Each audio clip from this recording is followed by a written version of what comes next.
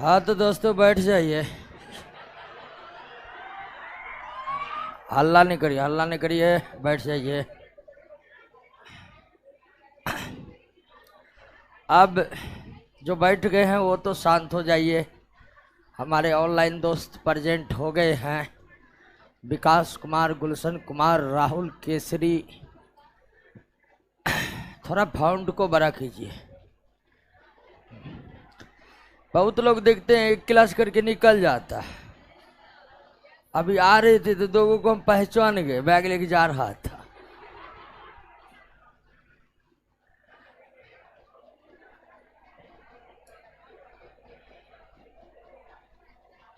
बैठिए बैठिए, तैयारी करने में बहुत दिक्कत है।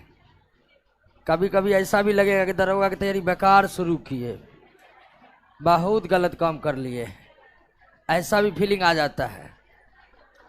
तो याद रखिए, अब पीछे लौटने का समय, पूरा पढ़ने का समय है, पूरा पढ़ना है।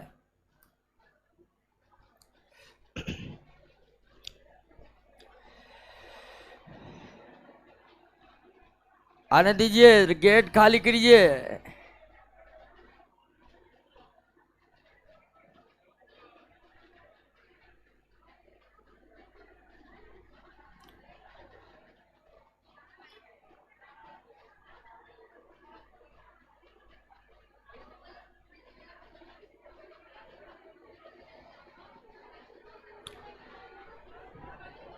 तो भारतीय अर्थव्यवस्था के, अब बात मत करिए, अब सुनिए, बात बिल्कुल नहीं। भारतीय अर्थव्यवस्था के कुल 111 प्रश्न सभी ऑनलाइन वाले को याद हो गया है। कल कई ऑनलाइन स्टूडेंट से बात की, कहा कि रेडी है सर, 111 का 111 रेडी है। 2-3 स्टूडेंट तो ऐसा फीडबैक दिया कि सर 4 को क्वेश्चन इस चैप्टर में छूट गया है। तो 4 को क्वेश्चन एक्स्ट्रा सब याद करके, खोज करके, यानी कि मान लीजिए किसी चैप्टर में आप सेट मार रहे हो, कोई नया क्वेश्चन आ गया और उसका कवरेज हमारे नोट्स में नहीं है, तो तत्काल उस प्रश्न को हमारे प्रश्नों के साथ जो है तुरंत लिख दीजिए, ताकि चैप्टर का सारा क्वेश्चन एक जगह रहे। बात समझे क्या बोले? बोले कि क्वेश्चन का जो कवरेज है, थ्योरी और क्वेश्चन, नोट्स के 2 पार्ट्स हैं प्रत्येक चैप्टर के। पहला है थ्योरी और दूसरा है क्वेश्चन। क्वेश्चन में वो भी क्वेश्चन शामिल है जो एग्जाम में पूछे गए हैं, वो भी शामिल है, जो एनसीईआरटी में है वो भी शामिल है, जो बोर्ड परीक्षा में पूछे गए हैं। लेकिन फिर भी अगर आप सेट मार रहे हो, सेल में ही कोई नया क्वेश्चन मिल गया जिसका हमारे नोट में कवरेज नहीं है या प्रश्न के रूप में नहीं है, तो तत्काल उस नया प्रश्न को आप अपने नोट्स में जाकर पेन डाउन कर लीजिएगा, ताकि रिवीजन करने में आपको आसानी हो। तो चलिए, सब लोग बैठ गए हैं, अब शुरुआत करते हैं। और पिछले क्लास में जैसे कि हम लोग कहाँ तक पढ़े थे? हाँ, थैलोफाइटा तक। तो पिछले क्लास में हमने थैलोफाइटा को समझ लिए थे और इस प्लांट किंगडम के अंतर्गत हम यही समझने का प्रयास कर रहे हैं कि आखिर इस पृथ्वी पर कैसे कैसे पौधे पाए जाते हैं। तो पौधों को पहले 2 भागों में बांटे। प्लांट किंगडम को पहले कितने भागों में बांटे? 2 भागों में बांटे, क्रिप्टोगेम और फेनरोगेम।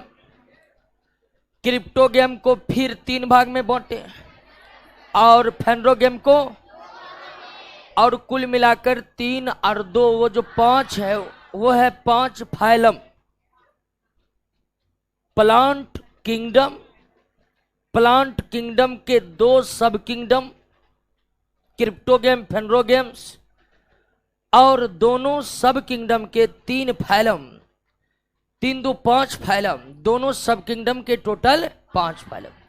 तो पौधों के बारे में हमें Thallophyta, bryophyta, pteridophyta, gymnosperm, angiosperm, यानी आप मोटा मोटी ये कह सकते हैं कि इस पृथ्वी का जो विशाल पर्यावरण है उसमें 5 तरह के पौधे आपको मिलेंगे।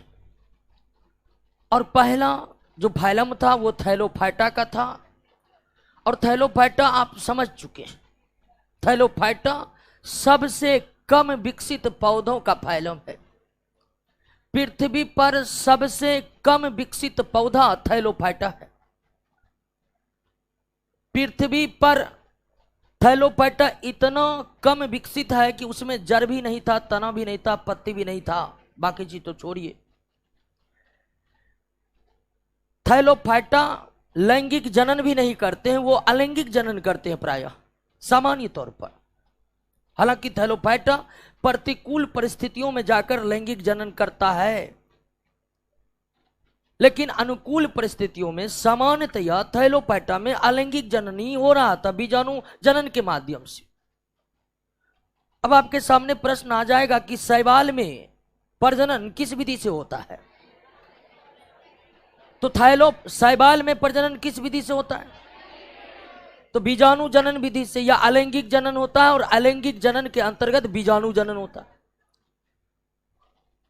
अब आप जानते हैं कि शैवाल थैलोफाइटा प्लांट है, और थैलोफाइटा प्लांट में जिस तरह का प्रजनन होता है उसी तरह का प्रजनन शैवाल में ही होगा। अब आइए दोस्तों, हम क्रिप्टोगेम के दूसरे फाइलम पर आते हैं, और क्रिप्टोगेम का जो हमारा दूसरा फाइलम है वो है ब्रायोफाइटा। ब्रायोफाइटा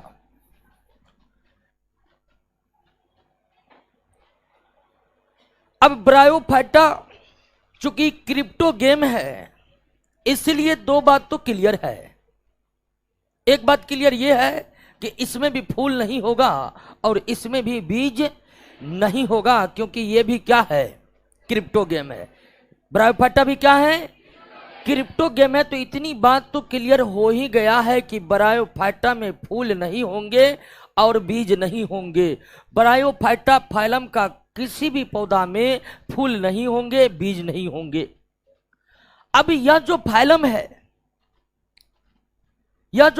है, इस फाइलम के अंतर्गत सबसे पहले आप याद रखिए कि लगभग 22,000 पौधों की जातियां शामिल है। कितना? 22,000, यानी 22,000 अलग अलग तरह के पौधे सम्मिलित है किस फाइलम के अंतर्गत? ब्रायोफाइटा के अंतर्गत। और ब्रायोफाइटा के भी जो पौधे होते हैं दोस्तों, ब्रायोफाइटा के जो पौधे होते हैं वो भी बहुत ज्यादा विकसित नहीं होते हैं।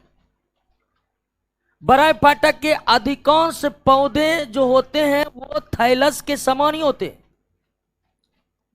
किसके समान होते हैं? थाइलस के ही समान होते हैं। थाइलस यानी कि जैसे थैलोफाइटा था। तो ब्रायोफाइटा के अंतर्गत जो लगभग 22,000 पौधों की जातियां हैं उनमें अधिकांश पौधे में जड़, तना, पत्ती नहीं होते हैं। जड़, तना, पत्ती जिन पौधों में नहीं होते हैं उन पौधों का आकार को कैसा माना गया है? थाइलस के समान माना गया। तो ब्रायोफाइटा के भी अधिकांश पौधे में जड़ नहीं होते हैं, तना नहीं होते हैं, पत्ती नहीं होते हैं, अर्थात उनकी भी आकृति किस तरह की होती है?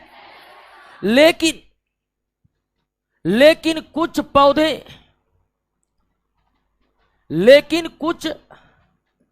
पौधों में पत्ती तथा तनों के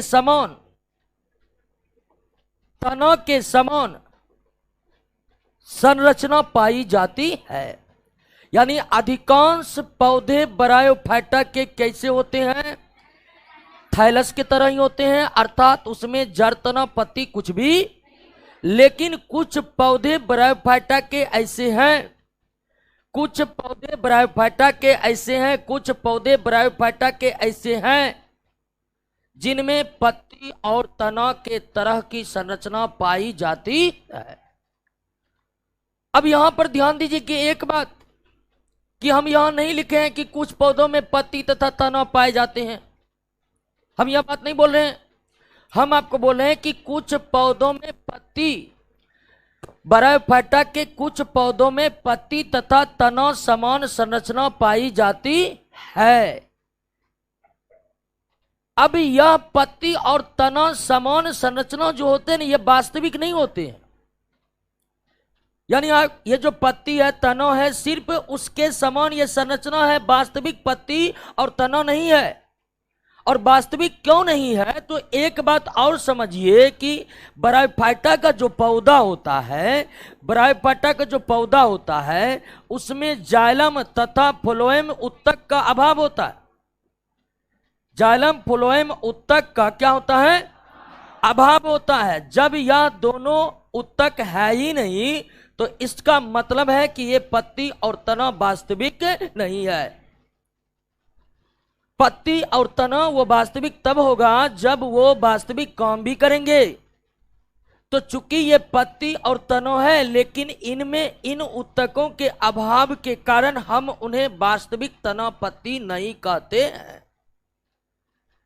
तो ब्रायोफाइटा के पौधे में पत्ती और तना नहीं पाए जाते हैं, बल्कि पत्ती तथा तना समान संरचना पाई जाती है, अर्थात वो वास्तविक पत्ती और तना नहीं होते हैं, क्योंकि उनमें अभाव होता है किसका?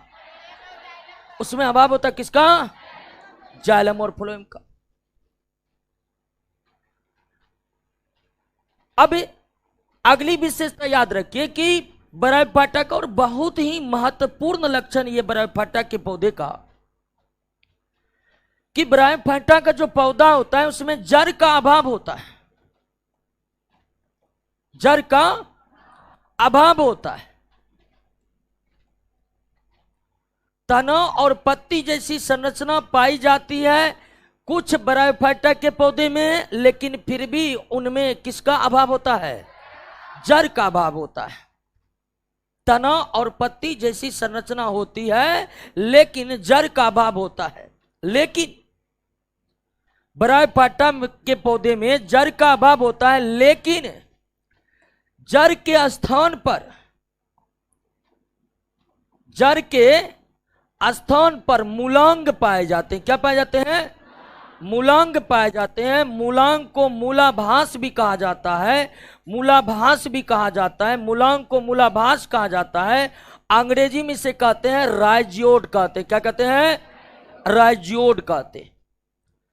तो ब्रायोफाइटा के पौधे में जड़ का अभाव होता है, लेकिन जड़ के स्थान पर, यानी जहां जड़ होनी चाहिए वहां पर मूलांग या मूलाभास पाया जाता है, मूलांग या मूलाभास पाया जाता है, राइजियोड पाया जाता है। और पूरे एनिमल किंगडम में, प्लांट किंगडम में, पूरे प्लांट किंगडम में इस संरचना की उपस्थिति केवल ब्रायोफाइटा में होता है और किसी फाइलम के पौधे में नहीं होता है।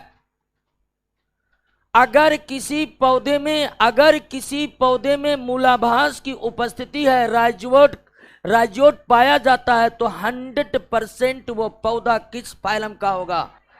ब्रायोफाइटा का होगा। पूरे एनिमल किंगडम में मूलाभास यानी कि राइजियोड की उपस्थिति केवल ब्रायोफाइटा में होती है और किसी पौधे में नहीं होती है। तो जब आप थैलोफाइटा से ब्रायोफाइटा पर आए हैं, तो एक बात तो क्लियर है कि थोड़ा सा पौधे में विकास देखने को मिल रहा है। अर्थात जहां थैलोफाइटा का पूरा पौधा थैलस का समान था, उनमें जड़ तना पत्ती नहीं थी, तो ब्रायोफाइटा पर जब हम आए तो देखे कि इसके पौधे में पत्ती और तना जैसी संरचना आ गई है, और जड़ के भी स्थान पर क्या आ चुका है? मूलाभास। और मूलाभास पूरी तरह से तो जड़ का काम नहीं करता है, लेकिन ये जमीन पर पौधे को स्थिर रहने में और जमीन से कुछ मात्रा में पानी लेने में सक्षम है। यानी मूलाभास जड़ के सारे काम करने में सक्षम नहीं है, लेकिन ये पौधे को थोड़ा बहुत मिट्टी पर स्थिर रखने के लिए काबिल है और थोड़ा बहुत मिट्टी से पानी लेने में भी सक्षम है।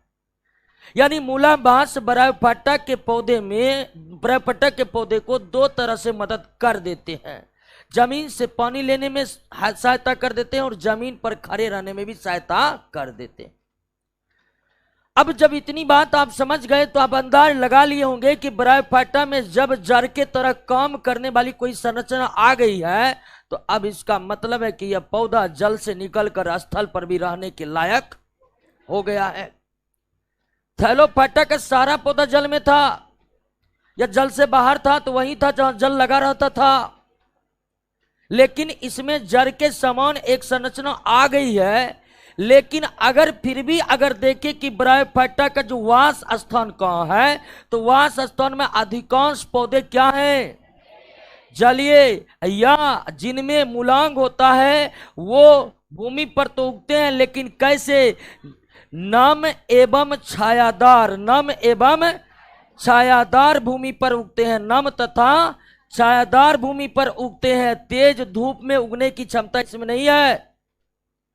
इसके अलावे नम एवं छायादार भूमि पर उगते हैं। इसके अलावे ये नदी के किनारे, तालाब के किनारे, नदी के किनारे, तालाब के किनारे, जहां पर इन्हें ये दोनों स्थितियां पाई जाती है तो वहां पर ब्रायोफाइटा के पौधे खूब उगते हैं। यानी ब्रायोफाइटा के पौधे भी अधिकांशतः जलीय है या फिर वो स्थल पर रहते भी है तो उन्हीं स्थल पर रहते हैं जो स्थल जल स्रोत के निकट हैं। उदाहरण के लिए नदी का किनारा, उदाहरण के लिए तालाब का किनारा, या फिर नम एवं छायादार स्थान। ठीक है, जैसे कोई चट्टान है जहां पर पानी का स्रोत लगातार आ रहा है तो वैसे चट्टानों पर भी ब्रायोफाइटा उग सकते हैं, वैसे चट्टानों पर भी ब्रायोफाइटा उग सकते हैं। अब आइए ब्रायोफाइटा की अगली बहुत ही महत्वपूर्ण लक्षण है कि ब्रायोफाइटा के पौधे को ब्रायोफाइटा के पौधे को amphibian of the plant kingdom कहा जाता है, या एम्फीबियन ऑफ द प्लांट, या amphibian of the plant kingdom. यानी पौधा जगत का उभयचर, पौधा जगत का उभयचर कहा जाता। किसको? ब्रायोफाइटा को। पौधा जगत का उभयचर कहा जाता। किसको? ब्रायोफाइटा को। अब उभयचर का मतलब होता है दोस्तों कि जो स्थल पर भी रह सके और जो जल में भी रह सके। ऐसे जंतु जो स्थल और जल दोनों जगह रहने के लिए अनुकूलित है, वैसे ही जंतु को क्या कहा जाता है? उभयचर कहा जाता है। उदाहरण के तौर पर मेढक सबसे चर्चित उभयचर है मानव जीवन का। टोड हो गया और भी कई जीव हैं, लेकिन ब्रायोफाइटा को पौधा जगत का उभयचर कहा जाता है। अब पौधा जगत का उभयचर ब्रायोफाइटा को क्यों कहा जाता है? ये इसलिए कि यह पौधा में चूंकि मूलाभास की उपस्थिति है, मूलाभास के कारण यह स्थल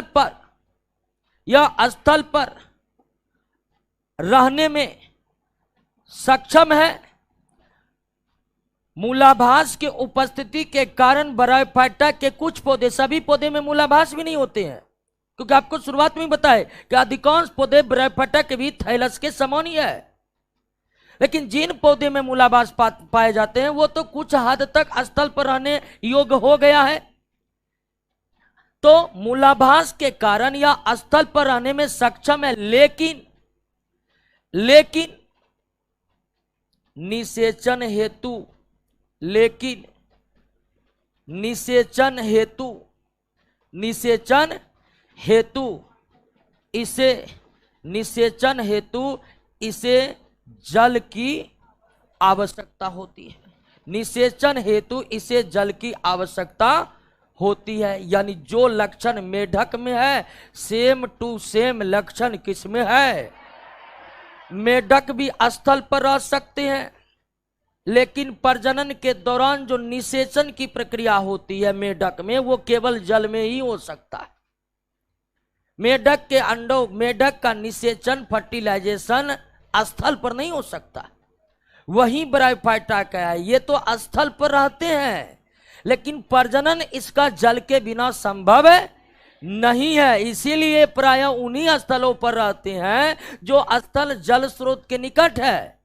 अगर जल स्रोत से बहुत ज्यादा दूर ब्रायोफाइटा के पौधे को लगा देंगे तो वह कुछ हद तक जीवन जीने में सफल तो होगा, परंतु उसे की प्रजनन की क्रिया क्या हो जाएगी? बंद हो जाएगी। अब यहां पर एक शब्द आ रहा है निषेचन। निषेचन को अंग्रेजी में फर्टिलाइजेशन कहते हैं। निषेचन को अंग्रेजी में क्या कहते हैं? फर्टिलाइजेशन। और यह केवल लैंगिक जनन में होता है। निषेचन की प्रक्रिया केवल और केवल किस जनन में होता है? लैंगिक जनन में होता है। अलैंगिक जनन में निषेचन की कोई प्रक्रिया नहीं होती है। तो अगर ब्रायोफाइटा को निषेचन हेतु जल की आवश्यकता है, तो यह बात तो पूरी तरह से क्लियर हो चुका है कि इसमें लैंगिक जनन होते हैं। तो बिल्कुल सही है दोस्तों, ब्रायोफाइटा में अलैंगिक जनन नहीं होता है, बल्कि क्या होती है? लैंगिक जनन होती है। थैलोफाइटा में कैसा जनन हो रहा था? अलैंगिक जनन होता है। लेकिन थैलोफाइटा से जब आप ब्रायोफाइटा के पौधों के बीच आ जाइएगा तो ब्रायोफाइटा में किस प्रकार के जनन की शुरुआत हो चुकी है? लैंगिक जनन की शुरुआत हो चुकी है। और लैंगिक जनन हेतु ब्रायोफाइटा के पौधे में मेल और फीमेल पार्ट का भी विकास हो चुका है दोस्तों। ब्रायोफाइटा के पौधे में मेल पार्ट अलग होते हैं, फीमेल पार्ट अलग अलग होते हैं। और इसके मेल पार्ट का नाम है दोस्तों, मेल पार्ट का नाम है एंथ्रीडियम। एंथ्रीडियम हिंदी में से कहते हैं पूंधानी। हिंदी में क्या कहते हैं? पूंधानी। और इसके फीमेल पार्ट का नाम है आर्चिगोनियम। आर्चिगोनियम हिंदी में नाम है इसका स्त्रीधानी। ब्रायोफाइटा के पौधे में मेल पार्ट अलग होते हैं, फीमेल पार्ट अलग होते हैं। ब्रायोफाइटा के मेल पार्ट का क्या नाम है दोस्तों? पूंधानी। और फीमेल पार्ट का नाम क्या है? स्त्रीधानी। पूंधानी मेल पार्ट हो गया, स्त्रीधानी फीमेल पार्ट।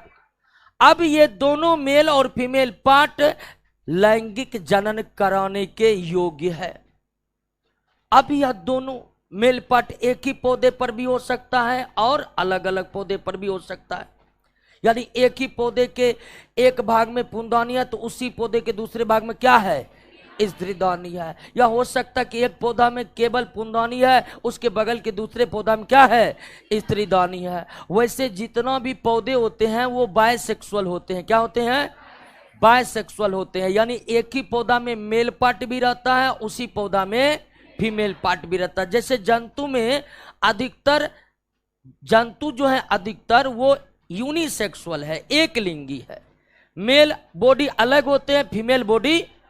तो जिनमें मेल और फीमेल बॉडी अलग अलग होते हैं यूनिसेक्सुअल कहलाते, एक लिंगी कहलाते। मानव एक लिंगी जंतु है। तो जंतु अधिकांशतः एक लिंगी होते हैं, अब पौधे अधिकांशतः द्विलिंगी होते हैं। यानी एक ही पौधे पर मेल पार्ट भी रहता है और फीमेल पार्ट भी रहता है, जितने भी पौधे हैं। हालांकि कुछ पौधे ऐसे हैं जिसका मेल पार्ट अलग होता है, फीमेल पार्ट अलग होता है। जैसे उदाहरण के लिए पपीता का पौधा आप देखे होंगे, पपीता का मेल पौधा पूरी तरह से अलग होता है, फीमेल पौधा अलग होता है। हालांकि आजकल टिश्यू कल्चर के द्वारा केवल और केवल फीमेल पौधे ही उगाए जाते हैं, तो आपको मेल पौधा कम देखने को मिलता होगा। लेकिन पपीता का ऐसा पौधा है जिसमें मेल का पौधा अलग होता है, फीमेल का पौधा अलग होता है। उसी तरह दूसरा उदाहरण खजूर का पौधा ले लीजिए, उसमें भी मेल अलग होता है, फीमेल अलग होता है। तो कुछ पौधे में मेल फीमेल अलग अलग पौधा होता है, लेकिन अधिकांश पौधे द्विलिंगी होते हैं। एक ही पौधा में मेल और फीमेल पार्ट दोनों होते हैं। तो ब्रायोफाइटा में भी मेल और फीमेल पार्ट होते हैं, लेकिन आप ऐसा मत कि मेल पौधा अलग होता है या फीमेल पौधा अलग होता है, एक ही पौधे में दोनों पार्ट होते हैं। अब दोनों परिपक्व होते हैं। मेल पार्ट में मेल गेमिट बनता है, फीमेल पार्ट में फीमेल गेमिट मिलता है, और मेल और फीमेल गेमिट का मिलना ही फर्टिलाइजेशन कहलाता है। मेल और फीमेल गेमिट का मिलना क्या कहलाता है? जैसे मानव के ओवा और स्पर्म का मिलना फर्टिलाइजेशन है। ओवा जो है वह फीमेल गेमिट है, स्पर्म जो है वो मेल गेमिट। ठीक उसी तरह इसमें फीमेल गेमिट और मेल गेमिट का निर्माण होता है। ठीक है, अब दोनों जो मिलेगा अर्थात दोनों के बीच जो फर्टिलाइजेशन होगा वो केवल कहां हो सकता है? जल में हो सकता है, वो स्थल में संभव नहीं है। तो ब्रायोफाइटा के पौधे मूलाभास के कारण ब्रायोफाइटा के पौधे मूलाभास के कारण स्थल पर रहने के योग्य तो हुए हैं, फिर भी उसे निषेचन हेतु अनिवार्य रूप से आवश्यकता है किसकी? जल की। जल के बिना वे अपनी जनसंख्या को नहीं बढ़ा सकते हैं, अर्थात प्रजनन नहीं कर सकते हैं। और इस खास गुण होने के कारण ब्रायोफाइटा को क्या कहा जाता है? ब्रायोफाइटा को क्या कहा जाता है? पौधे जगत का उभयचर कहा जाता है। क्लियर हो गया? बात समझे? ब्रायोफाइटा के बारे में इतना ही बात याद रहेगा, टॉप होने से आपको कोई रोक नहीं सकता। बात समझे कि नहीं समझे? ब्रायोफाइटा का कॉन्सेप्ट खुला कि नहीं खुला? एक बात तो खुल ही गया, एक बात तो खुल ही गया कि थाइलोफाइटा से ज्यादा विकसित पौधे का फाइलम है किसका? तो ब्रायोफाइटा के बारे में जितनी बात बताएं आप समझे, उतना ही बात याद रखना। आइए एक बार फिर से बताते हैं कि कौन कौन सी बात आप समझ चुके हैं और याद कर लिए हैं। कुछ क्वेश्चन आ रहा है कि ब्रायोफाइटा में कैसे पहचानेंगे कि मेल पौधा है कि फीमेल पौधा है। उसके लिए बायोलॉजी का लेवल थोड़ा बढ़ाना पड़ेगा, बायोलॉजी से पीएचडी करना पड़ेगा। ठीक, हम तो सामान्य रूप से बायोलॉजी पढ़ रहे हैं तो बायोलॉजी के सारे तथ्यों को तो समझ सकते नहीं है, लेकिन टॉप करने के लिए जितना जरूरी है उतना उससे ज्यादा हम लोग पढ़ रहे हैं। आप लोग ध्यान दीजिएगा। सबसे पहले कि ब्रायोफाइटा के पौधे में, ब्रायोफाइटा का जो फाइलम है इसमें लगभग कितने पौधों की जातियां हैं? लगभग कितने पौधों की जातियां हैं? ब्रायोफाइटा के अधिकांश पौधे किसके समान होते हैं? थाइलस के समान होते। किसके समान होते हैं?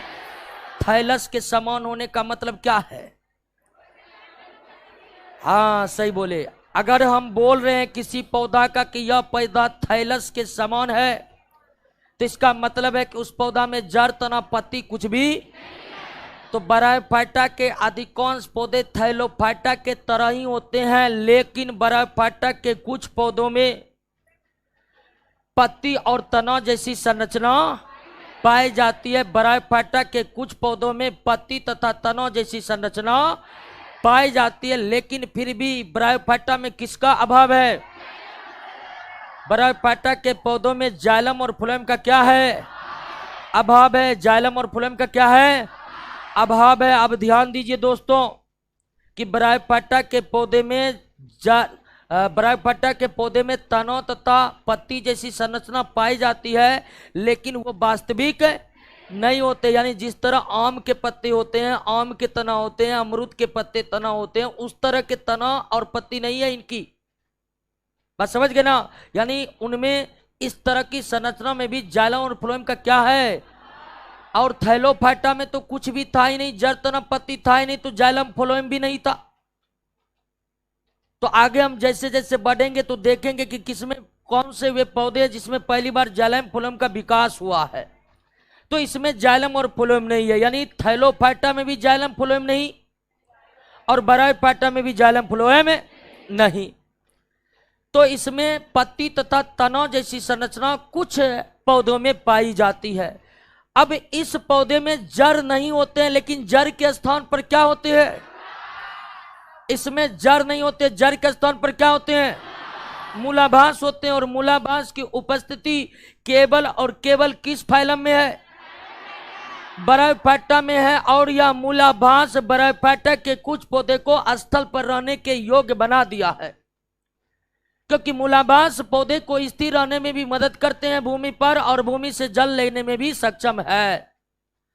अब आपको एक शंका होगा कि अगर मूलाभास भूमि से जल ले भी लेगा तो जाइलम फोलम तो है नहीं कि उसे ऊपर पहुंचाएगा। तो फिर मूलाभास अगर भूमि से जल लेने के लिए काबिल ही है तो फिर इस जल को ऊपर ले कौन जाता है, क्योंकि इसमें जाइलम नहीं होते। आप ध्यान दीजिए दोस्तों, ब्रायोफाइटा के पौधे अत्यंत छोटे छोटे होते हैं, यानी शाकीय पौधे होते हैं। क्या होते हैं? अधिकांश पौधे तो थैलस के समान ही होते हैं। जैसे बरसात में उगा काई को आप देखते हैं, अधिकांश पौधे उसी तरह के होते हैं ब्रायोफाइटा के। लेकिन तना, पत्ती और मूलाभास वाले पौधे अत्यंत छोटे होते हैं, अत्यंत छोटे, यानी शाकीय पौधे। शाकीय पौधे यानी धनिया का पौधा देखें जी, धनिया पत्ता खाते हैं जी, उस पौधा के भी लेवल में नहीं है कोई ब्रायोफाइटा का पौधा, उसका भी 10-15 गुना कमजोर पौधा होता है। किसका?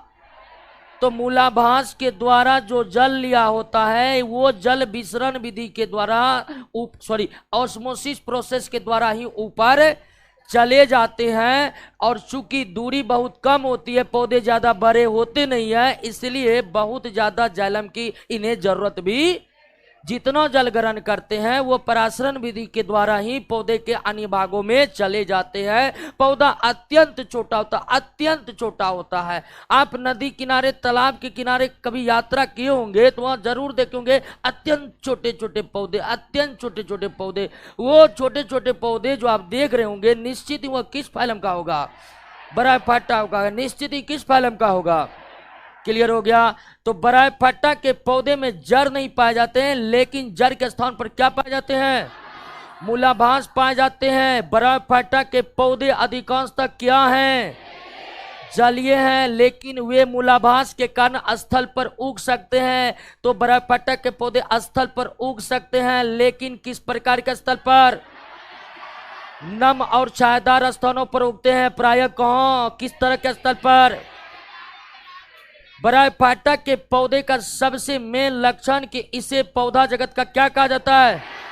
उभयचर कहा जाता है। पौधा जगत का क्या कहा जाता है? उभयचर। और यह उभयचर इसलिए कहा जाता है कि यह मूलाभास के कारण स्थल पर रहने के लिए तो अनुकूलित हुआ है, लेकिन फिर भी इन्हें निषेचन हेतु किसकी आवश्यकता है?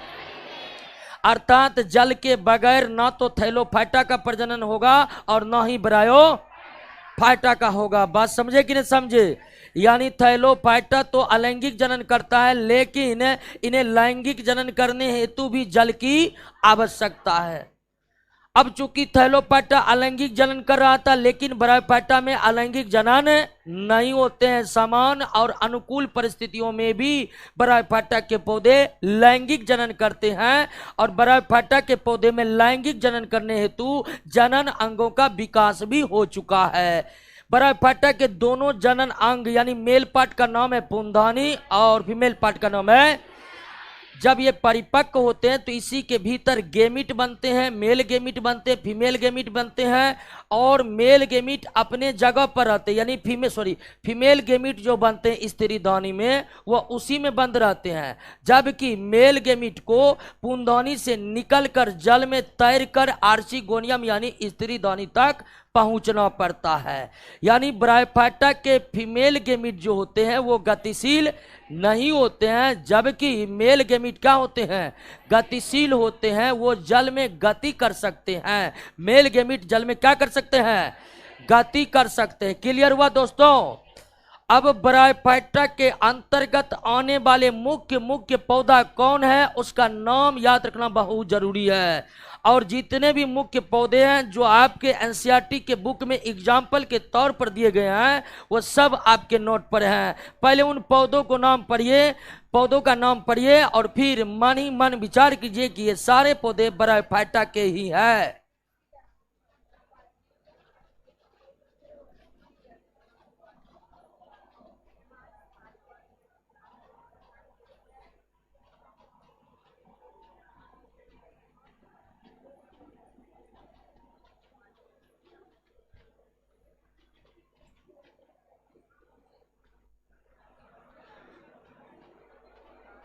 गैमिट क्या होता है?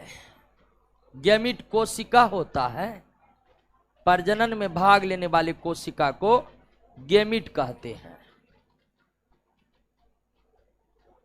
माउस क्या होता है? माउस ब्रायोफाइटा समुदाय का पौधा होते हैं। अरे माउस माउस नहीं होता, ब्रायोफाइटा का पौधा का नाम है जी। बिहार के कुछ इलाकों में मटन को माउस बोला जाता है, हम लोगों के क्षेत्र में भी माउस से बोला जाता है। मटन शब्द ज्यादा प्रचलित है नहीं, तो सबको लग रहा वही चीज तो नहीं, अगर कोई उस इलाके से है तो माउस किसका नाम है? पौधा का नाम है। किसका नाम है? पौधा का नाम है।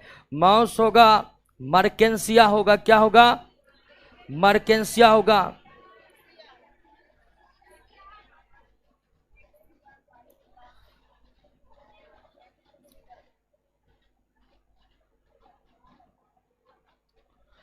क्या लिख के दिया? रिक्वेस्ट है कि हम लोग आगे में बैठते हैं तो कुछ लड़की को डिस्टर्ब होता है, क्योंकि जब क्लास चलता है तो रिवीजन करते टाइम हम लोग जोर से बोलते हैं तो लड़की को दिक्कत होता है और स्टाफ से कंप्लेन करती है, बोलती है कि कमेंट्स करता, और हम सब वहाँ से हटा दिया जाता है। प्लीज सर आप हो तो बता दीजिए हम लोग। ये सब रोशन आनंद का काम है, समझा? वैसे हमारा क्लास में तो सब सिस्टम में रहता है जी, अवकाश है किसी को कुछ कर लेगा। ठीक है, अभी तक 5 गो केस हो गया है, मर्डर का केस। ठीक है, ठीक है। हाँ, आप देखिए क्लासरूम में हल्का फुल्का दिक्कत को लाइव का इशू मत बनाइए, समझे ना? होता है कभी कभी दिक्कत होता है। याद रखिए जितना आप डरिएगा लोग उतना डराएगा, और कंप्रोमाइज करने, क्लास में आप कंप्रोमाइज नहीं कर सकते हैं तो फिर जॉब में पब्लिक से, नागरिकों से कैसे कंप्रोमाइज कर पाइए? ठीक है, तो क्लास में जो भी दिक्कत होता है उसे नेगलेक्ट करिए। ठीक है, हल्का फुल्का दिक्कत हो ही जाता है, हमको भी दिक्कत, बहुत दिक्कत है, गर्मी लग रहा है, पूरा भीग गए हैं, पढ़ा रहे हैं क्योंकि ये काम है। तो कंप्लेन उम्प्लेन नहीं करिए, ठीक है? बात करके आपस में मैटर को सुलझा ली। बच्चे तो आप लोग है नहीं। एक बात रहता है कि मैट्रिक इंटर का बच्चा है, मैट्रिक इंटर पढ़ाने वाला कोचिंग है, तो चल भाई समझ में आता था कि बच्चा है, झगड़ लिया। आप सब तो सबके सब वयस्क हैं, सब ग्रेजुएट पास हैं, अब फिर भी आपसी समझदारी विकसित नहीं है कि आप अपने में मैटर को सॉल्व करेंगे, तो ये बड़ी दिक्कत है, आपको जिंदगी में आगे दिक्कत होगा। खैर, अब ध्यान दीजिए, ध्यान दीजिए, कोई भी जोर से हल्ला नहीं करेगा रिवीजन करते वक्त, सीधा बात है। क्लास है तो क्लास में धीरे बोलिए, हल्ला करने क्या जरूरी है? हल्ला करिएगा तो किसी को, यहां पर ये सब लोग हल्ला कर देते तो मेरा मूड खराब हो जाता है। तो हल्ला करिएगा तो दिक्कत होगा, हल्ला मत करिए, रिवीजन मने मन करिए। हम बोल करने करते हैं किसी को रिवीजन करने के लिए, झुट्टों की तरह मनोहर पोथी की तरह हल्ला कर रहे हैं, ठीक है, मैं का ढोक मेढक। तो इस तरह से रिवीजन जो है एकदम मन ही मन करना है, मन ही मन, आवाज देकर रिवीजन नहीं करना है।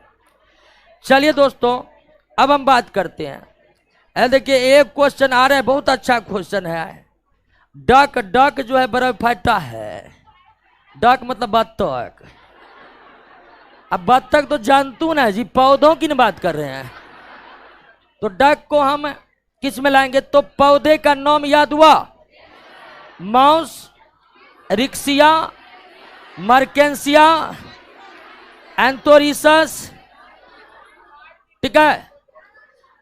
तो माउस, रिक्सिया, मर्केंसिया, एंथोरिसस, बारब्यूला, इसका नाम याद रखना जरूरी है। और जितना भी एग्जाम्पल दिया है ना, ये एग्जाम्पल सीधे एनसीईआरटी बुक्स का उठाकर दिया गया है। एनसीईआरटी बुक्स आप 9th क्लास का देखिएगा तो वहां पर भी इतना ही एग्जाम्पल है, ठीक है ना?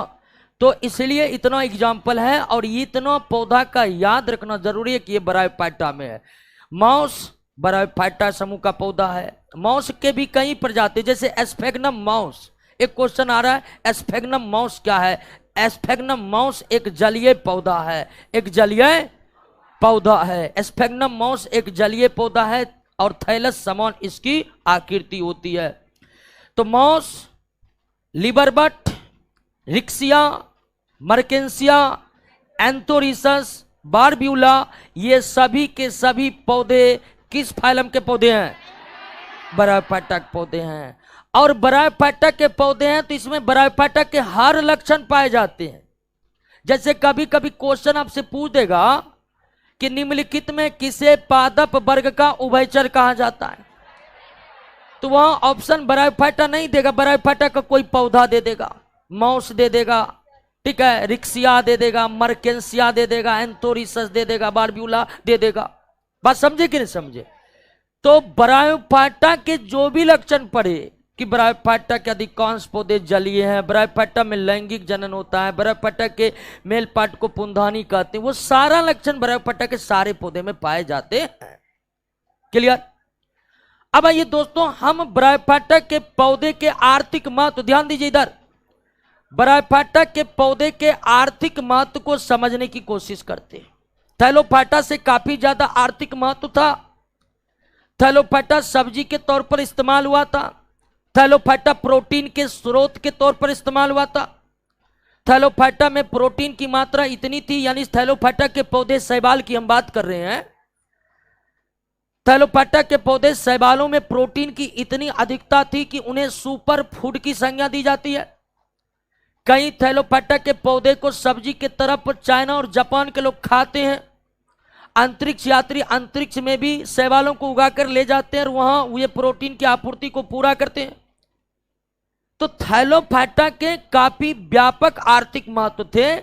और थैलोफाइटा से पर्यावरण की जो एक सबसे बड़ी फायदे वाली बात थी कि आपको बताए कि हमारे वातावरण में जो अधिकांश ऑक्सीजन है, अकेले पूरे ऑक्सीजन का 60% हिस्सा को प्रोड्यूस करता है थैलोफाइटा का पौधा। इस पृथ्वी पर सबसे ज्यादा थैलोफाइटा के पौधे हैं। और ऐसा इसलिए कि थैलोफाइटा के पौधे जलीय हैं और इस पृथ्वी के सतह पर जलीय क्षेत्र ज्यादा है, 70% पर जलीय क्षेत्र है। तो सभी पौधे में थैलोफाइटा की आबादी बहुत ज्यादा है और वे सबसे ज्यादा ऑक्सीजन को प्रोड्यूस करते हैं। तो थैलोफाइटा के आर्थिक महत्व को समझे, कई ऐसे विशेष पदार्थ प्राप्त होते, जैसे अगर किससे प्राप्त होता था? शैवाल से प्राप्त होता था, ग्रेसिलेरिया, जेलेडियम और कॉन्ड्रस जैसे शैवाल से। तो कहने का मतलब यह है हमारा कि थैलोफाइटा का जितना ज्यादा आर्थिक महत्व था मानव के जीवन के लिए, अर्थव्यवस्था के लिए, उतने आर्थिक महत्व ब्रायोफाइटा के पौधे के नहीं है। उतने आर्थिक महत्व ब्रायोफाइटा के पौधे के नहीं है दोस्तों। ब्रायोफाइटा के पौधे के बहुत कम आर्थिक महत्व है। कुछ मांस का प्रयोग जो है मवेशियों के चारा के तौर पर इस्तेमाल होता है। मांस के पौधे प्राय जलीय होते हैं, समुद्र के किनारे बहुत ज्यादा पाए जाते हैं। तो सूख जाता है तो लोग उसके ईंधन के तौर पर भी इस्तेमाल करते हैं। लेकिन मांस का एक बहुत अच्छा प्रयोग है कि नर्सरी में पैकिंग मटेरियल के तौर पर किसका इस्तेमाल होता है? प्राय आप जानते हैं, मांस का इस्तेमाल होता है। ठीक है, ये प्लुरल फॉर्म है मांस का। नर्सरी में पैकिंग मटेरियल के तौर पर मुख्यतः किस पौधे का इस्तेमाल होता है? मांस पौधे का इस्तेमाल होता है। और क्यों होता है इसको आप समझिए।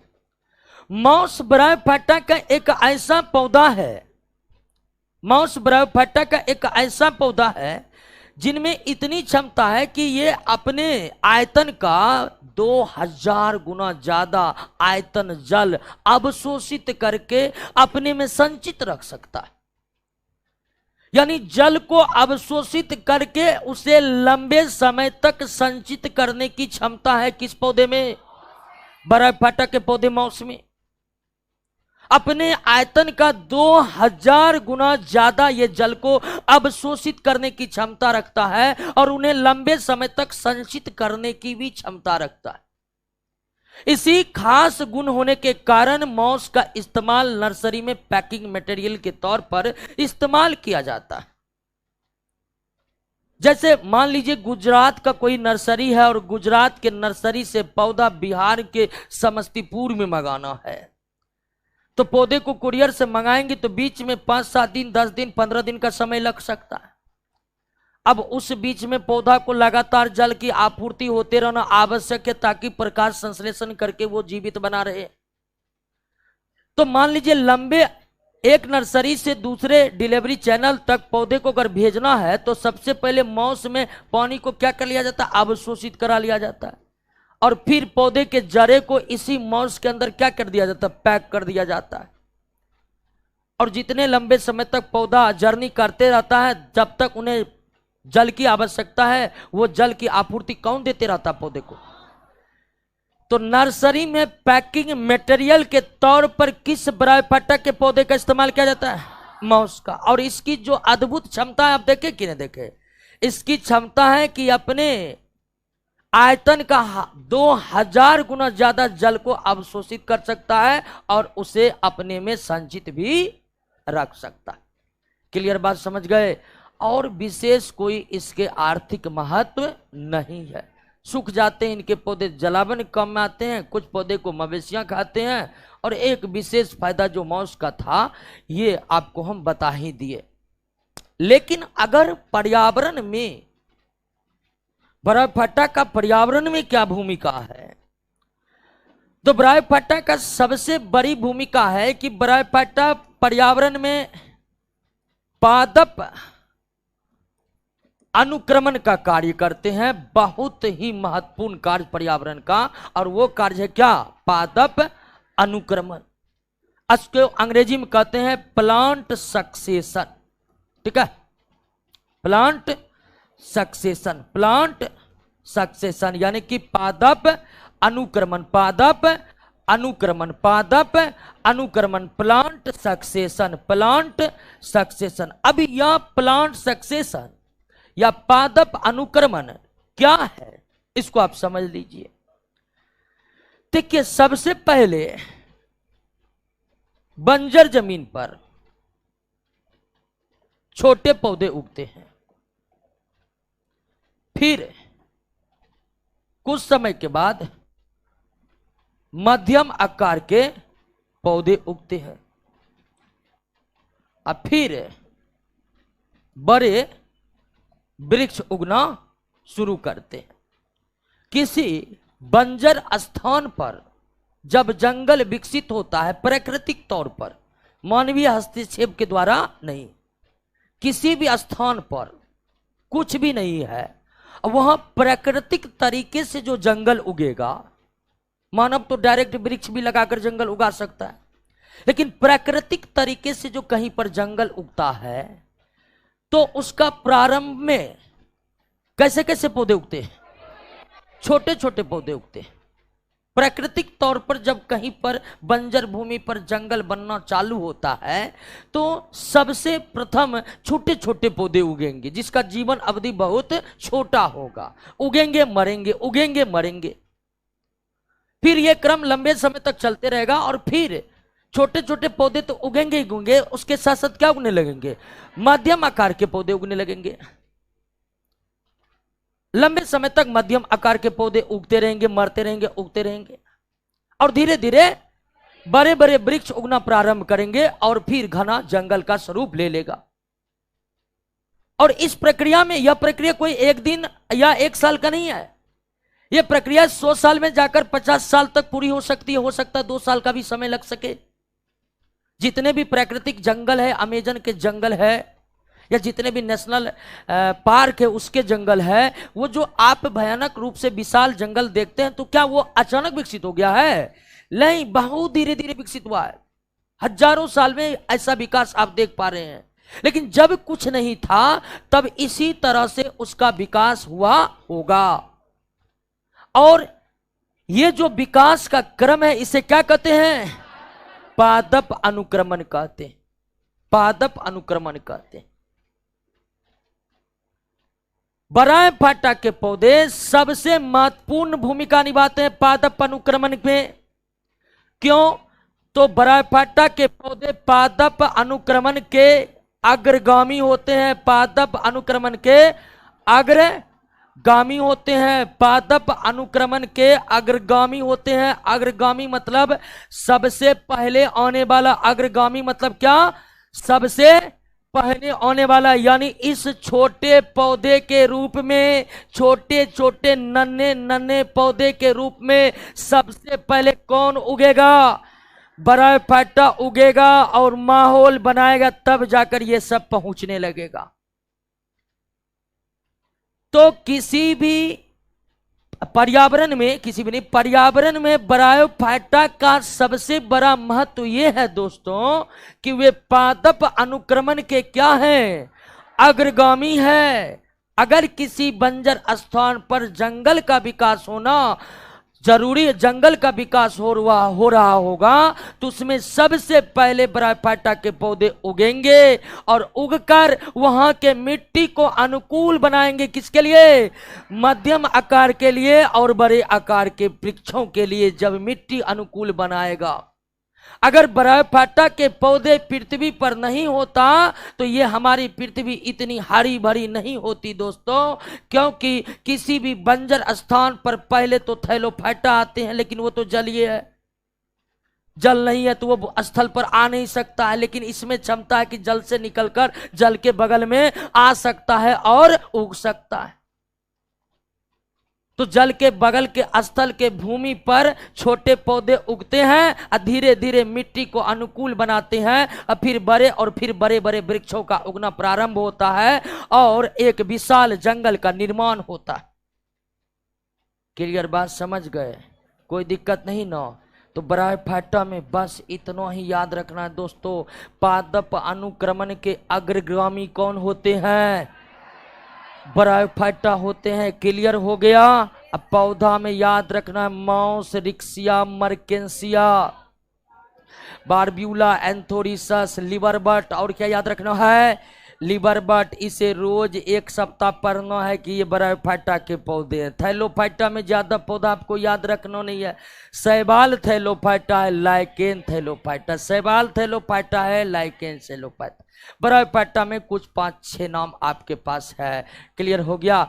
बार बार क्वेश्चन आ रहा है मॉस क्या बताए, तो मॉस ब्रायोफाइटा समूह का पौधा है, थैलस आकृति का पौधा है। अब आते हैं हम दोस्तों क्रिप्टोगेम के अंतिम फाइलम पर, और इसका नाम है टेरिडोफाइटा।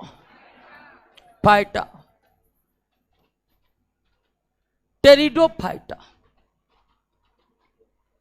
टेरिडोफाइटा, टेरिडोफाइटा पृथ्वी का पहला ऐसा पौधा है जिनमें जड़ भी पाए जाते हैं, तना भी पाए जाते हैं, पत्ती पाए जाते हैं। पृथ्वी पर जो पौधों का पहला फैलम विकसित हुआ जिनमें जड़, तना, पत्ती तीनों हो, वो कौन है दोस्तों, टेरिडोफाइटा। टेरिडोफाइटा के पौधे में जड़ भी पाए जाते हैं, टेरिडोफाइटा के पौधे में तना भी पाए जाते हैं, और टेरिडोफाइटा के पौधे में पत्ती भी पाए जाते हैं। और तो और ये सभी के सभी वास्तविक होते हैं, क्योंकि इसमें जाइलम तथा फ्लोएम भी पाए जाते हैं, जाइलम तथा फ्लोएम भी पाए जाते हैं, जाइलम तथा फ्लोएम भी पाए जाते हैं।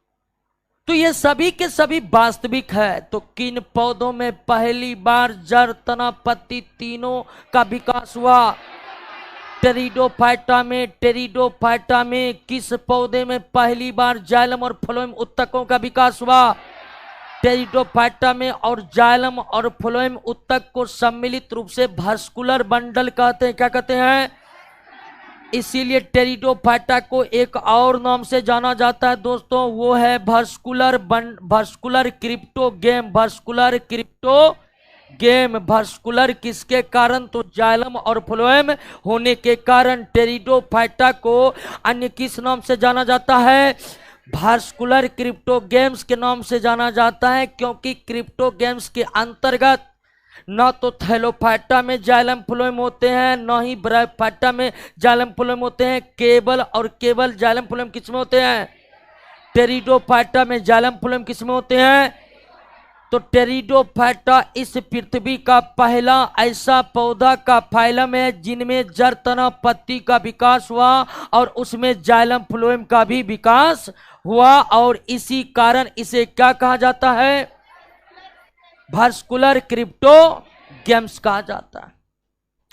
अब दोस्तों, जब इतना पौधा विकास कर ही गया है तो निश्चित ही आप कहिएगा कि अब समय आ गया है कि पौधा स्थल का सैर करे। थैलोफाइटा तो जल में ही डुबकी लगा रहा था और ब्रायोफाइटा जल के बगल में हिचकोले खा रहा था, है कि नहीं? है बात समझे कि नहीं समझे? जो बोलते हैं उसका भावार्थ आप समझने का कोशिश करते नहीं, समझते हैं कुछ और। दोस्तों, तो थैलोफाइटा के पौधे जल में पाए जाते थे और ब्रायोफाइटा के पौधे जल के किनारे पाए जाते थे। ब्रायोफाइटा के पौधे जल के किनारे पाए जाते थे, लेकिन ये पौधा अब स्थल पर आ गया है। यानी कि अगर आप थैलोफाइटा के वास स्थान का बात कीजिएगा दोस्तों, थैलोफाइटा के वास स्थान की बात करिएगा, कुछ पौधे इनके क्या हैं? जलीय हैं, जबकि अधिकांश क्या हैं? अधिकांश क्या हैं? तो टेरिडोफाइटा के भी कुछ पौधे यानी कि जल के कुछ पौधे टेरिडोफाइटा फाइलम के भी जलीय हैं, जैसे कि एजोला का नाम सुने होंगे आपको, ठीक है। आजकल मुर्गियों के आहार के रूप में एजोला का सर्वोत्तम विकल्प के रूप में देखा जा रहा है। मुर्गियों के नहीं, बकरियों के आहार में भी प्रोटीन के कमी को ऐसे आहार विशेषज्ञ कह रहे हैं कि मुर्गी और बकरियों के प्रोटीन का अधिकांश हिस्सा जो मक्के से दी जाती है किसानों के द्वारा, उस मक्के के स्थान पर प्रोटीन की और बेहतर प्रोटीन की आपूर्ति कर सकता कौन? एजोला। कई एग्रीकल्चर यूनिवर्सिटी में तो एजोला को लेकर किसानों को प्रशिक्षित किए जा रहे हैं कि कैसे वे एजोला को उगा सकते हैं जल में या गड्ढे खोदकर, फिर उन एजोला का इस्तेमाल मुर्गी आहार, बकरियों के आहार में करके अपने आहार के खर्चे को न्यूनतम से न्यूनतम कर सकते। तो काफी चर्चित पौधा है एजोला, जलीय पौधा है और ये टेरिडोफाइटा का पौधा है दोस्तों। लेकिन अधिकांश टेरिडोफाइटा क्या हैं? स्थलीय हैं। लेकिन फिर भी दोस्तों, टेरिडोफाइटा में स्थल पर रहने के लिए सब कुछ का विकास हो चुका है, लेकिन पौधा फिर भी उतने सक्षम नहीं है कि हर तरह के स्थल पर यह निवास कर सके। इसके अधिकांश जो पौधे हैं उगते हैं कहां? नम तथा छायादार स्थानों में, नम तथा छायादार स्थानों में उगते हैं। यानी कि ऐसे ही स्थल पर उगते हैं जहां नमी बनी रहे और छाया भी बनी रहे, यानी तेज धूप में भी ये पौधा उगने में सक्षम नहीं है। तेज धूप में या सख्त स्थल में जहां जल की कमी हो वहां उगने में सक्षम नहीं होता है, लेकिन कुछ पौधा मरुस्थल में इसका उगता है, ठीक है। अब ध्यान दीजिए दोस्तों कि इसके अंतर्गत, टेरिडोफाइटा के अंतर्गत जो सबसे चर्चित पौधा है, ये तीन नाम आप कभी भूलिएगा नहीं, सबसे चर्चित पौधा है। आगे विशेषता पर हम आते हैं टेरिडोफाइटा के। टेरिडोफाइटा के जो सबसे चर्चित पौधा है उसमें एक नाम है क्लब माउस, और इसमें काफी मिस्टेक हो जाता है, ठीक है। क्योंकि आप अभी तुरंत पढ़े कि माउस किस फाइलम का पौधा है? ब्रायोफाइटा का। माउस किस फाइलम का पौधा है? लेकिन एक और है क्लब माउस। ये क्लब माउस ब्रायोफाइटा का नहीं है, ये क्लब माउस किसका है? ये क्लब माउस किस फाइलम का पौधा है? टेरिडोफाइटा का पौधा।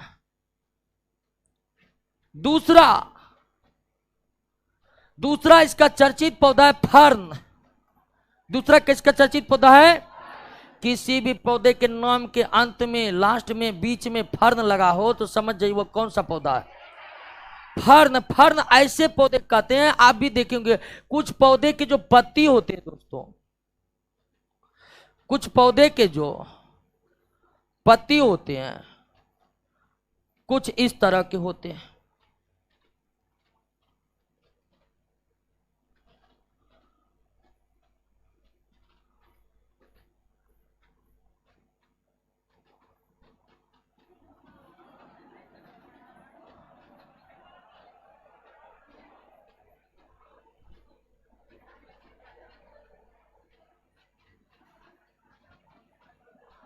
ऐसे पत्ती वाले पौधे देखे हैं, दोनों तरफ पत्ती रहेगा, नीचे में सबसे बड़ा, फिर क्या होते जाएगा, छोटा होते जाएगा। उस पत्ती के बीच में सिराएं नहीं रहेगा, जैसे आम के पत्ते में या फिर पीपल के पत्ते में बीच बीच में ढेर सारे सिराएं होते हैं ना, उस तरह का पत्ती नहीं होगा।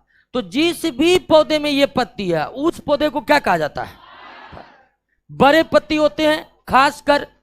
खासकर ऐसे जगहों में, गांव से में देखे होंगे कि जैसा बांस का जो है बांस लगा हुआ है या फिर ऐसे घने पौधे लगे हैं जिसके नीचे धूप बहुत कम आते हैं, उसी के नीचे में ये अपने आप उगते हैं।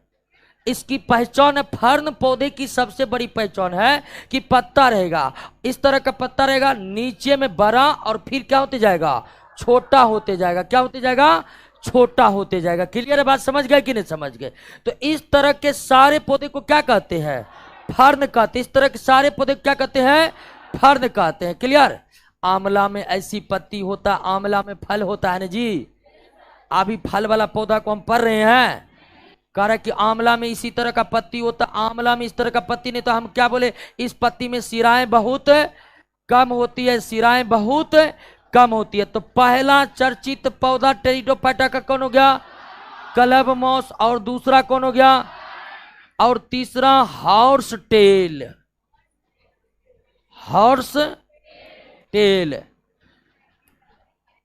हॉर्स टेल यानी घोड़ा का नंगरी देखे ना, उसी तरह का पत्ता होता है, इसीलिए उस पौधे का नाम क्या है। तो 3 पौधे के नाम याद रखिएगा दोस्तों, 3 पौधे का, क्लब मॉस, फर्न और ये किस समुदाय का पौधा है। तो टेरिडोफाइटा की सबसे पहली विशेषता है कि इसमें जड़, तना, पत्ती सब कुछ का विकास हो चुका है, जाइलम फ्लोएम का भी विकास हो चुका है, स्थल पर रहने के योग्य, लेकिन फिर भी ये सारे स्थलों पर निवास करने में सक्षम है। इसया केवल नम और छायादार स्थानों पर उगते हैं, और एक खास लक्षण कि इन्हें भी मतलब टेरिडोफाइटा को इन्हें भी निषेचन हेतु जल की आवश्यकता है। इसे भी निषेचन हेतु जल की आवश्यकता है। इसे भी निषेचन हेतु किसकी आवश्यकता है, जल की आवश्यकता है। क्लियर हो गया? अब इसके जड़ और तना वाले पत्ती जो भी होते हैं ना दोस्तों, वो तना और पत्ती वाले जो टेरिडोफाइटा के पौधे होते हैं वे बड़ी मजबूत नहीं होते हैं, बल्कि वे शाकीय पौधे होते हैं। क्या होते हैं? देखिए, लंबाई चौड़ाई ऊंचाई के आधार पर पौधे को 3 कैटेगरी में बांटा जाता है। एक शाकीय पौधा जिसको अंग्रेजी में कहते हैं हर्ब, एक झाड़ी वाला पौधा जिसे कहते हैं सर्ब, और एक होता है वृक्ष यानी क्या, ट्री।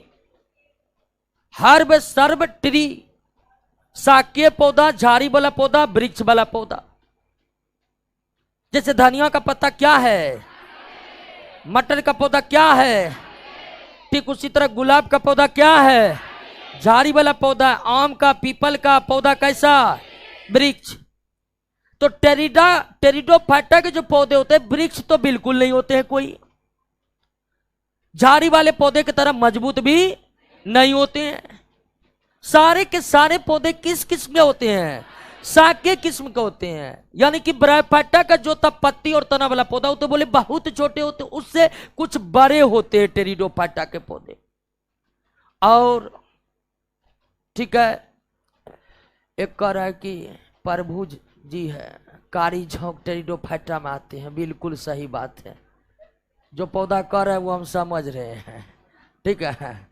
लेकिन बहुत उसका वैज्ञानिक नाम क्या है वो पौधा का हमको अभी याद नहीं है, बताएंगे, ठीक है, खोज कर आएंगे, कल बताएंगे, ठीक है। एक पौधा उसका नाम है कारी झोंक, ठीक है, नहीं सब, ठीक है, वैज्ञानिक नाम अभी हमें याद नहीं है उसका, ठीक है, तो देखेंगे क्या है उसका वैज्ञानिक नाम। खैर ध्यान दीजिए, तो आप क्या बोले कि लंबाई, चौड़ाई, ऊंचाई के आधार पर पौधों को कितने श्रेणी में विभक्त किया गया है? तो आपका टेरिडोफाइटा क्या झाड़ी की तरह है, वृक्ष की तरह है? सारा का पौधा क्या था?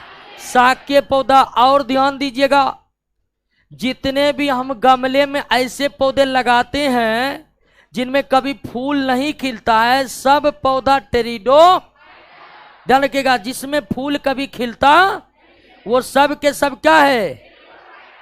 तो बड़े बड़े आकर्षक रंग वाले पत्ते जो सजावटी पौधों के तौर पर दरवाजे पर लगाए जाते हैं या शोरूम कक्ष में लगाए जाते हैं, वो सब के सब पौधा क्या होते हैं? और वो पौधा कुछ जो चटकीले भड़कीले रंग के जो पत्ते होते हैं जिसे सजावटी पौधे के तौर पर लगाए जाते हैं, तो कुछ पौधे उसके बड़े बड़े होते हैं, वो झाड़ी की तरह आपको लगेगा, लेकिन वास्तविकता है कि वो क्या होते हैं? शाकीय होते हैं। उसमें कभी ठोकर लग जाएगा पूरा का पूरा आधा टूट जाएगा, इतने कमजोर होते हैं वो। झाड़ी वाले पौधे जो होते हैं मजबूत होते हैं, आंधी तूफान में भी झाड़ी वाला पौधा सो जाएगा और फिर खड़ा हो जाएगा। लेकिन बड़े बड़े जो थोड़ा बड़े बड़े जो टेरिडोफाइटा पौधे हैं उसकी भी प्रकृति झाड़ी की तरह है, लेकिन मूल रूप से वो क्या है? शाकीय। ऐसा इसलिए कि वो बहुत हल्के मतलब हल्का सा भी ठोकर लगने पर वो तुरंत उसके तने टूट फूट जाएगा, क्योंकि वो शाकीय किस्म के हैं। और उसके जालम और फूलों में वो मजबूती भी नहीं है जो मजबूती किसके जालम फूलों में रहती है? झाड़ी वाले पौधे का। क्लियर हो गया? बात समझ गए? एक मनी प्लांट, बिल्कुल मनी प्लांट टेरिडोफाइटा फूल लेना आता है, कभी कभी कभी भी फूल लेना आता है, तब वो टेरिडोफाइटा होगा। क्लियर हो गया? बात समझ गए? अब ध्यान दीजिए कि टेरिडोफाइटा को भी निषेचन के हेतु किसकी आवश्यकता है? जल की आवश्यकता है। और जब हम निषेचन की बात कर रहे हैं तो निश्चित तौर पर टेरिडोफाइटा में कैसा जनन होता होगा? लैंगिक जनन। और जब ब्रायोफाइटा में ही लैंगिक जनन की शुरुआत हो चुकी है तो यकीन मानिए अब जो भी फाइलम पर हम जाएंगे वो ज्यादा विकसित मिलेगा, और लैंगिक जनन होना एक विकसित होने का लक्षण है दोस्तों। यानी आप कह सकते हैं कि पूरे प्लांट फाइलम में केवल टेरिडोफाइटा में ही सामान्य तौर पर अलैंगिक जनन होते हैं, बाकी सारे फाइलम के पौधे में क्या होते हैं? लैंगिक जनन होते हैं। टेरिडोफाइटा में भी लैंगिक जनन होते हैं। और टेरिडोफाइटा का मेल और फीमेल पार्ट का नाम अलग अलग है लेकिन मिलता जुलता है। टेरिडोफाइटा पौधे के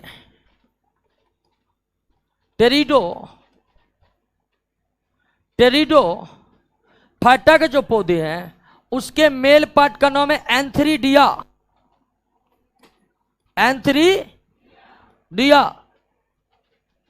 और फीमेल का पार्ट का नाम है आर्चिगोनिया।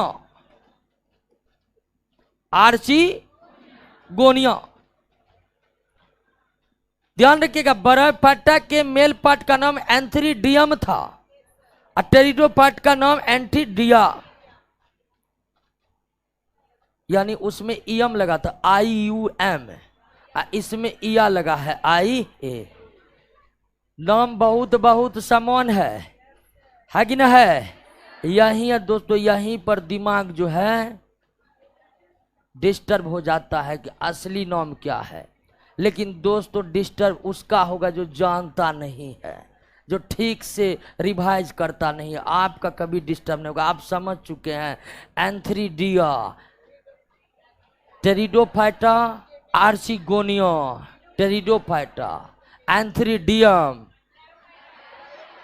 आर्चिगोनिया, फिर किसका हो गया? आर्चिगोनियम। तो ब्रायोफाइटा में IUM लगा हुआ है और टेरिडोफाइटा में IA लगा हुआ। तो एक बात आप ध्यान दीजिएगा, एक दो बार इसको सही तरह से देखिएगा दोस्तों, कि यानी कि मेल पार्ट फीमेल पार्ट का नाम काफी मिलता जुलता है लेकिन है अलग अलग। क्लियर दोस्तों? और टेरिडोफाइटा पौधे का सबसे बड़ा आर्थिक महत्व ये है कि जितने भी आप सजावटी पौधे लगाते हैं, अधिकांश सजावटी पौधे जो फूल नहीं दे रहा है वो सब के सब क्या है, सजावटी पौधे के तौर पर व्यापक रूप से इसका इस्तेमाल होता है। यानी कि नर्सरी का जो है सबसे ज्यादा बिकने वाले पौधे में टेरिडोफाइटा स्थान पाते होंगे सजावटी पौधे के तौर पर।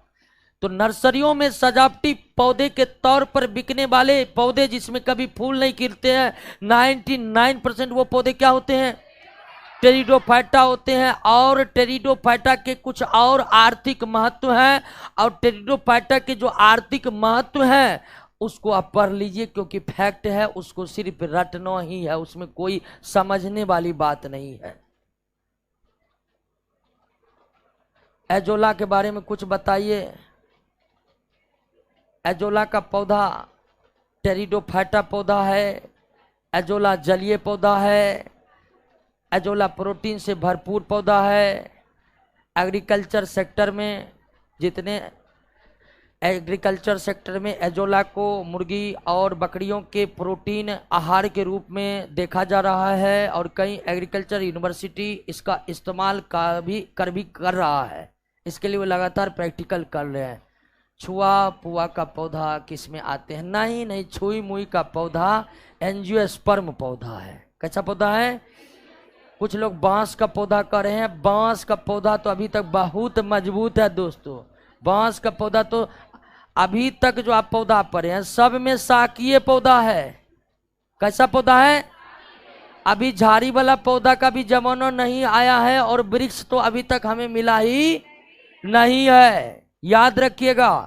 अब बांस का पौधा को आप रखते हैं, इस तीनों में रखिएगा। बांस का पौधा तो वृक्ष नहीं है, लेकिन वृक्ष से कम मजबूत है जी। बहुत आदमी तो बांस के पौधे पर चढ़ भी जाती, इतनी मजबूती होती है, फिर भी वो टूटते नहीं है। तो बांस का पौधा टेरिडोफाइटा में नहीं होता है। ये जनन कैसे करते हैं, और आपको बता दिए कि ये जनन कैसे करते, तो इनको भी जनन के अंतर्गत जो निषेचन होता है, इन्हें भी ध्यान, हल्ला शांत रखिए, उधर दे, हल्ला शांत रखिए। बिल्कुल हमारी बात ज्यादा न सुनिएगा, आप लोग अपने में बात करके, यानी जो कम आपको घर पर राह चलते चलते डिस्कस करनी चाहिए वो क्लास में कर लेते हैं। क्लास में ही जब अपने आप में डिस्कस करिए, फिर हम काहे लिए बताइए हो। अभी हमारे बातों को ज्यादा से ज्यादा सुनिए। आपके मन में कई तरह के प्रश्न उठते होंगे, बिल्कुल उठता है।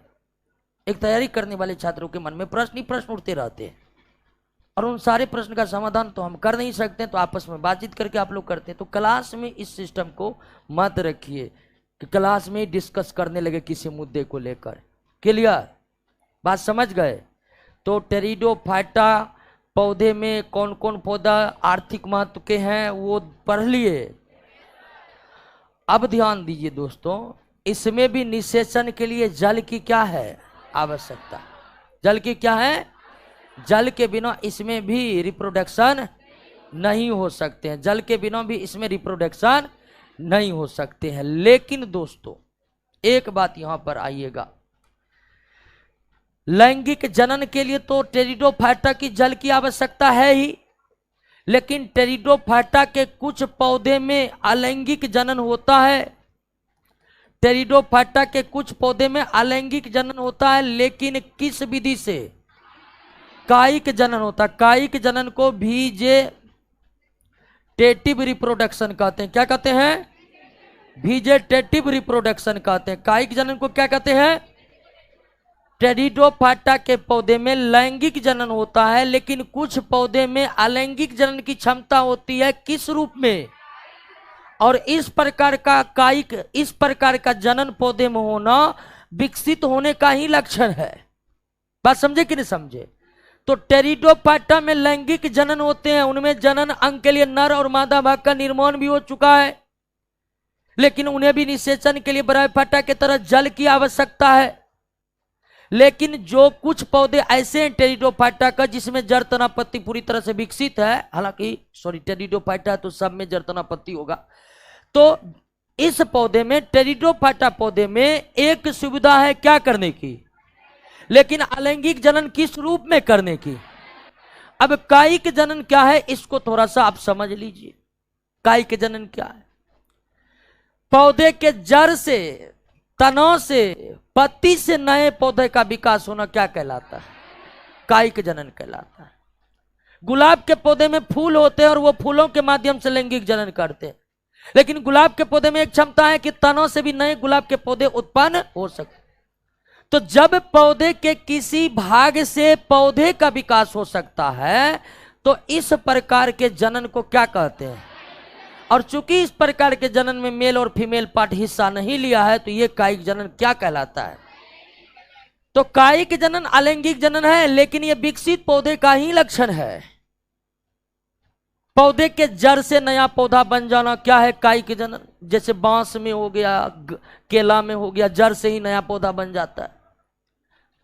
जड़ से नया पौधा बनना कायिक जनन है, तना से नया पौधा कायिक जनन है, पत्ती से नया पौधा बनना कायिक जनन है। तो टेरिडोफाइटा के कुछ पौधे में कायिक जनन की भी क्षमता पाई जाती है। वे तने के माध्यम से नए पौधे को विकास कर सकते हैं, तने के माध्यम से नए पौधे का विकास कर सकते हैं।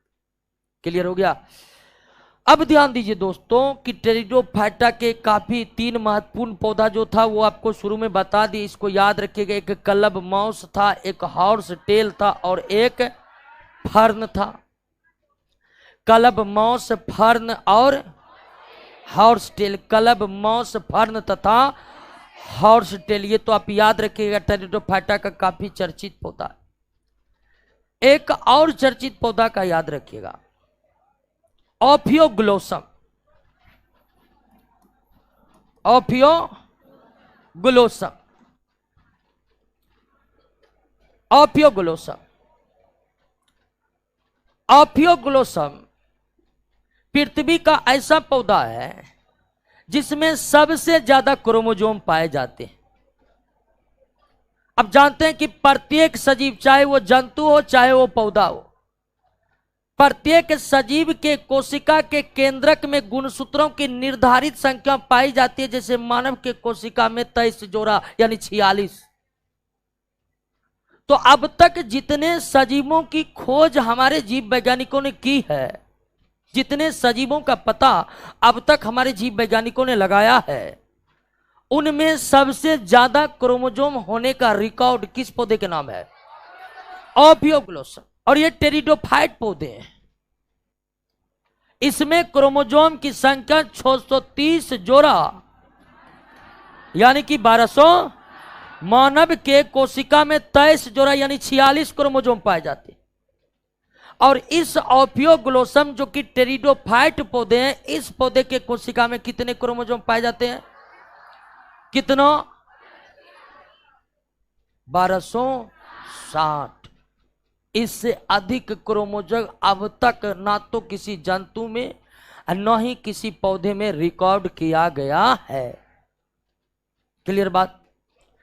एक इस पौधा का नाम याद रखिएगा, खास तौर पर ओफियोग्लोसम। सबसे ज्यादा क्रोमोसोम ओफियोग्लोसम के पौधे में पाए जाते हैं, जो टेरिडोफाइट है, जो टेरिडोफाइट।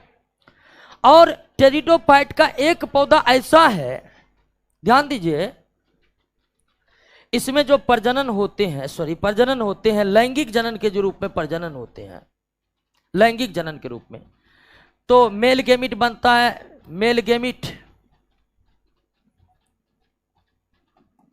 मेल गेमिट और फीमेल गेमिट। ये दोनों आपस में मिलेगा कहां? जल में। और जल में आपस में मिलकर किसका निर्माण करेगा? जायगोट। जायगोट फिर किसका निर्माण करेगा? एम्ब्रियो यानी कि भ्रूण। एम्ब्रियो यानी कि भ्रूण। और इसी से दोस्तों बनेगा क्या?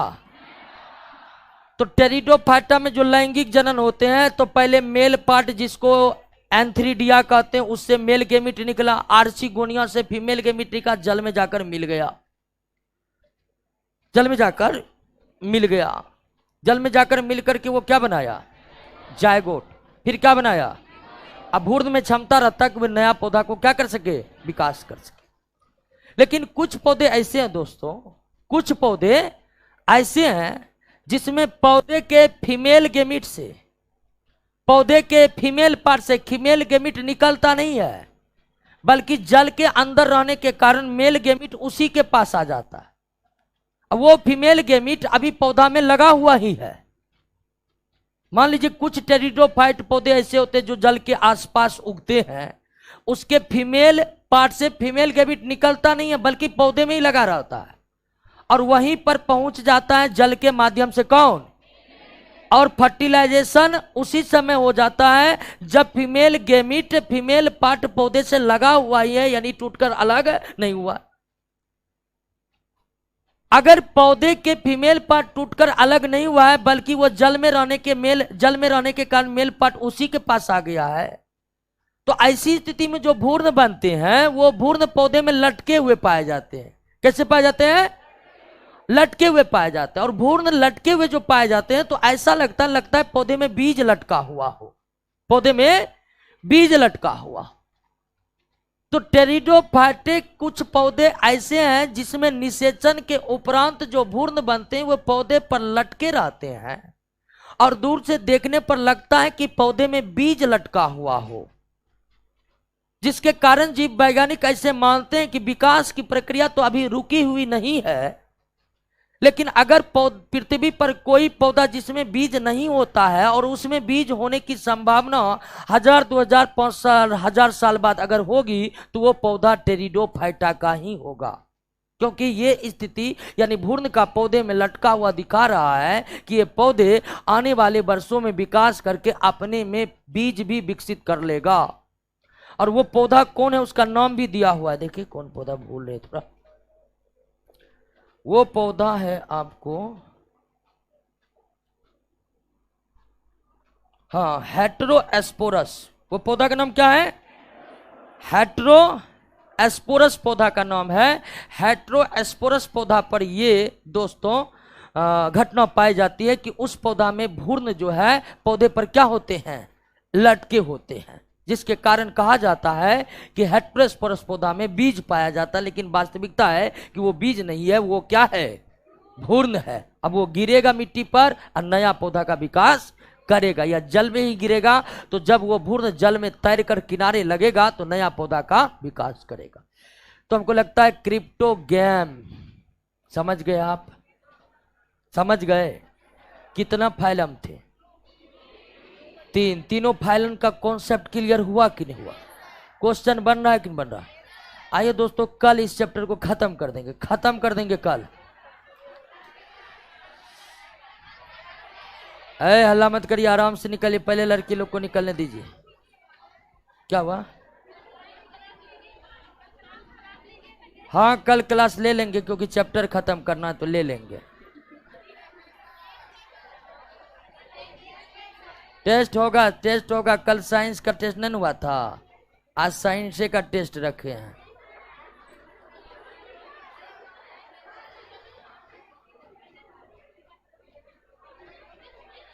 एग्जाम्पल बताइए भोजपुरी में, भोजपुरी आएगा तब ना जी बताएंगे। पढ़ते हैं हिंदी में, भोजपुरी में एग्जाम्पल कैसे बताएं?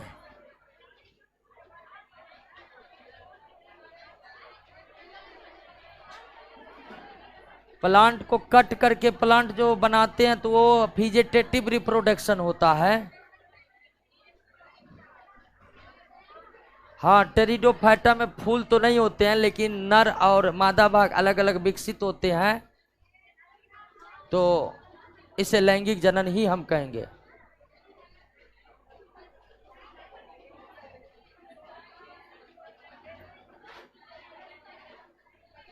ठीक है दोस्तों, मिलते हैं कल के क्लास में।